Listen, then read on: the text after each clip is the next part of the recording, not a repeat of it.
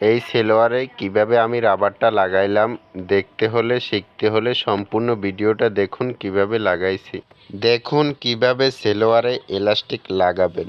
এর জন্য আমি সেলোয়ারের কাপড়টাকে আমি ভাঁজ দিয়ে একটি সেলাই দিয়ে নিয়েছি।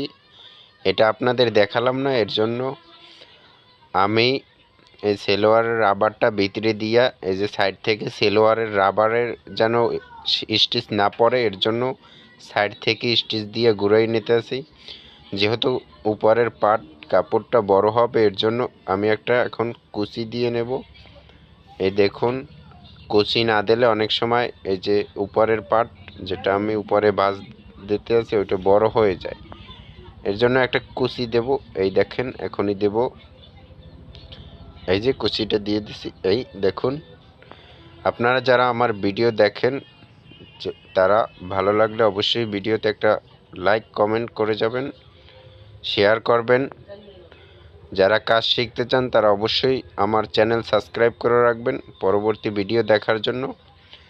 আর যারা ফেসবুক পেজ থেকে দেখতেছেন তারা ফেসবুক পেজটি ফলো করে রাখুন, ফলো দিয়ে রাখুন। এই দেখুন আমি রাবারটা লাগাইতেছি।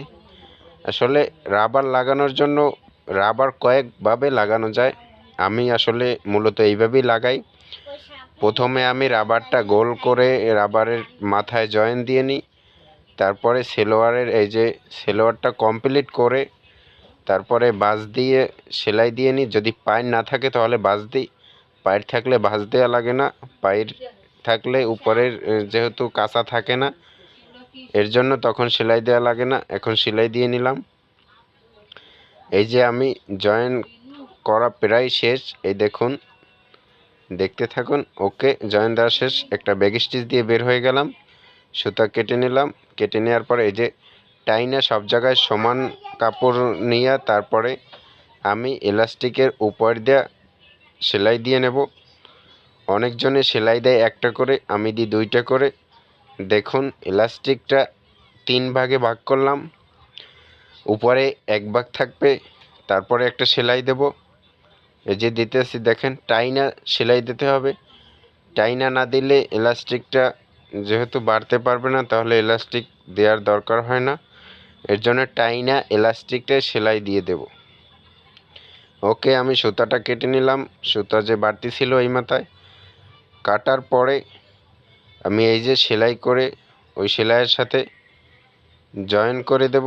জয়েন করার জন্য এই যে জয়েন করে দিলাম। ওকে, হয়ে গেল। এরপর আমি না বের করেই দ্বিতীয় সেলাইয়ের ওখানে চলে গেলাম। এই যে একটা সেলাই দেওয়ার পরে মাঝখান দিয়ে আর একটা সেলাই দিয়ে নেব। দুইটা সেলাই দিলে খুবই সুন্দর লাগে, এলাস্টিকটা মজবুত হয়। দেখতে থাকুন। এই যে সেলাইটা হয়ে গেলে খুবই সুন্দর দেখা যাবে, দেখার জন্য প্রস্তুত থাকুন। আমার এই ভিডিওর দ্বারা যারা এলাস্টিক লাগানো শিখতে আছেন তারা অবশ্যই ভিডিওতে লাইক কমেন্ট শেয়ার করবেন। ওকে, দেখুন কি সুন্দর লাগতেছে। ওকে, এই দেখুন এইভাবে লাগাইলে খুবই সহজ। এইভাবে আপনারা